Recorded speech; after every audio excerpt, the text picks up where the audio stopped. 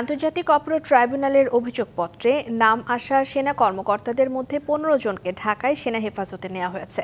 হেফাজতে থাকা কর্মকর্তাদের মধ্যে ১৪ জন কর্মরত এবং একজন এলপিআরে থাকা কর্মকর্তা। সেনা সদরে এক সংবাদ সম্মেলনে একথা জানান সেনাবাহিনীর adjutant general major general Mohammad Hakimuzzaman.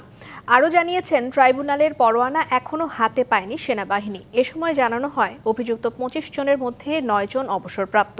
এছাড়া মেজর জেনারেল কবির আত্মগোপনে রয়েছেন। তিনি যাতে বিদেশে চলে যেতে না পারেন সেজন্য তৎপরতা অব্যাহত রয়েছে। মেজর জেনারেল হাকিমুজ্জামান আরও বলেছেন, গুমের শিকার হওয়া প্রতিটি পরিবারের প্রতি সেনাবাহিনী সহানুভূতিশীল।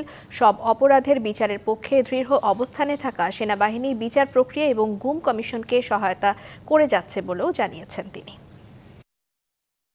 এখানে সর্বসাকুল্যে এই পর্যন্ত যাদের নাম বেরিয়েছে প্রায় ২৫ জন। ২৫ জনের ভিতরে বরখাস্ত বা অবসরে যারা আছেন এদের সংখ্যা হচ্ছে ৯। আমরা এখনো ওয়ারেন্ট কিন্তু হাতেও পাইনি। ইভেন পুলিশও তখন আমাদের সাথে কেউ যোগাযোগ করে না যে একটা ওয়ারেন্ট ইস্যু হচ্ছে। এটা social media is faster than anything.